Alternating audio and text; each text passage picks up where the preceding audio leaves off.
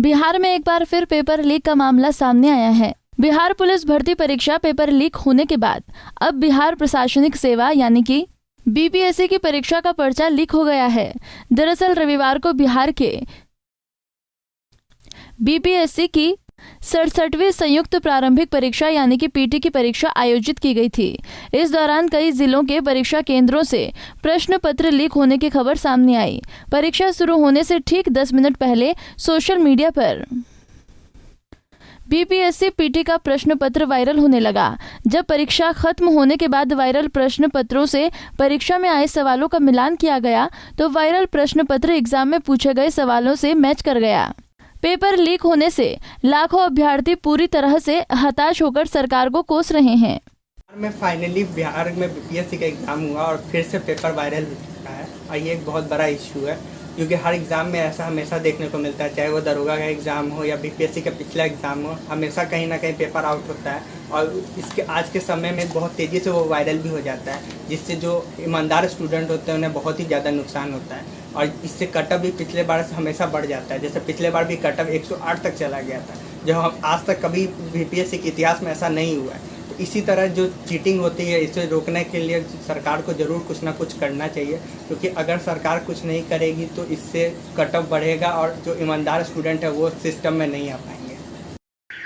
मैं तो अभी एग्ज़ाम देकर 1 घंटे पहले घर आई हूँ और मेरा एग्ज़ाम भी बेहतर गया और बहुत तैयारी के साथ मैंने एग्ज़ाम किया था। ये सब बातें सुनकर बहुत दुख होता है कि हम लोगों ने मेहनत की, एग्ज़ाम दी, इतनी धूप में वहाँ इतना दूर सेंटर पहुँचे और फिर एग्जामिनेशन में ऐसी बातों की जब ऐसी बातें सामने आती है तो हमें बहुत ही दुख होता है। और अब हमारे सेंटर पे तो ऐसा कुछ नहीं हमें पता चला।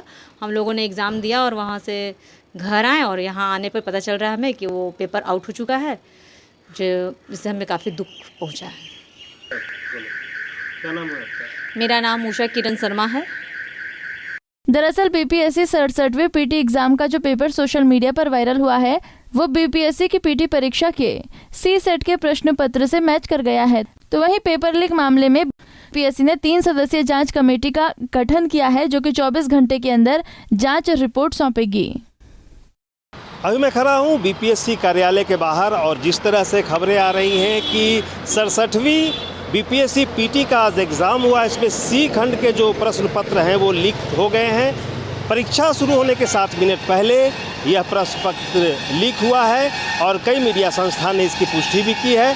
अब मैं यह बताना चाह रहा हूँ कि जिस तरीके से छात्र जो हैं तैयारियाँ करते हैं और उसके बाद फिर वह एग्ज़ाम देते हैं, एग्ज़ाम देने के बाद अगर उनकी कड़ी मेहनत पर कोई शिक्षा माफिया पानी फेरता है तो ऐसे में बहुत बड़े सवाल तो खड़े हो ही जाते हैं, क्योंकि इसके पहले भी कई बार बीपीएससी के प्रश्न पत्र लीक होने का मामला सामने आया है। लेकिन यह मामला कैसे सामने आया और कहां से चूक होती है, क्योंकि प्रश्न पत्र के मामले में कई सुरक्षा का उनका इंतज़ाम होता है, कई तरह से वहाँ पे कड़ी व्यवस्थाएं की जाती है, कई प्रक्रियाएं होने के बाद परीक्षा स्टार्ट होने के कुछ देर पहले जो उनकी समय सीमा निर्धारित होती है, उसके बाद प्रश्न जो है प्रश्न पत्र सेंटर तक जाते हैं। सेंटर पर जाने के बाद से वहाँ पर परीक्षार्थियों के सामने दिया जाता है और उसके बाद भी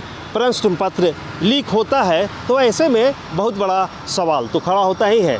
आप देख रहे हैं कि बिहार लोक सेवा आयोग के बाहर में इनके जो अधिकारी हैं आ रहे हैं और जा रहे हैं, लेकिन जहां तक बात है अभी तक मीडिया संस्थानों में यह देखा जा रहा है कि आरा में परीक्षार्थियों ने प्रदर्शन किया है और इस तरह से जो उनके साथ प्रश्न पत्र लीक हुए हैं और ऐसे में जो मेधावी छात्र होते हैं उनका जो मौका होता है वह चूक जाते हैं और जो शिक्षा माफिया होते हैं ऐसे में वह अपना जो खेल है उसको पूरा करने की जुगत में रहते हैं। हालांकि मुख्यमंत्री नीतीश कुमार लगातार बिहार में शिक्षा को लेकर काफ़ी सक्रिय बताए जाते हैं और शिक्षा के क्षेत्र में महिलाओं का जो योगदान है उसके बढ़ावा के लिए यह काफ़ी प्रयासरत भी रहते हैं।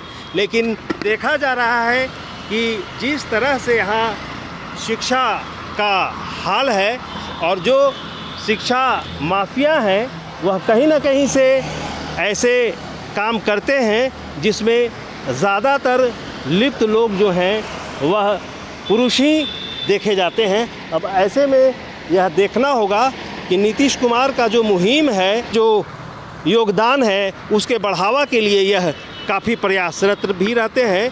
लेकिन देखा जा रहा है कि जिस तरह से यहाँ शिक्षा का हाल है और जो शिक्षा माफिया है वह कहीं ना कहीं से ऐसे काम करते हैं जिसमें ज़्यादातर लिप्त लोग जो हैं वह पुरुष ही देखे जाते हैं। अब ऐसे में यह देखना होगा कि नीतीश कुमार का जो मुहिम है वह कारगर तो है, लेकिन उस पर पानी फिरता भी कभी कभी दिखता है।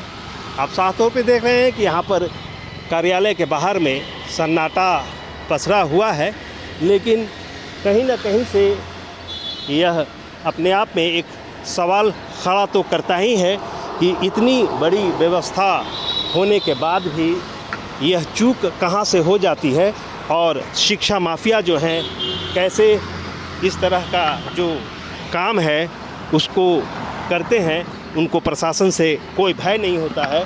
साफ तौर पे वैसे हालात में गिरफ्तारियां तो होती ही हैं, लेकिन फिर भी चूक तो दिखता है। अब यहाँ पर देखना होगा कि यह जो शिक्षा से जुड़े जो मामले हैं और जिस तरह से शिक्षा माफिया इस काम को करते हैं और पकड़े जाते हैं, छूट भी जाते हैं, लेकिन बिहार की शिक्षा व्यवस्था कई सालों से पिछड़ी हुई है। शिक्षा पर सबसे ज़्यादा पैसे खर्च किए जाते हैं, कई तरह की योजनाएं हैं, महिलाओं को शिक्षा के क्षेत्र में आगे बढ़ाने की भी बात कही जाती है, लेकिन स्कूल से लेकर कॉलेज, कॉलेज के बाद फिर प्रतियोगिता परीक्षाएं होती हैं और प्रतियोगिता परीक्षाओं में जिस विभाग के वह परीक्षा होता है उस विभाग से प्रश्न पत्र ही या उस विभाग के लापरवाही के कारण अगर प्रश्न पत्र ही लीक हो जाएं और मेधावी छात्र को उसका फ़ायदा ना मिलता हो तो कहीं ना कहीं से शिक्षा जगत में गोलमाल पता चलता है।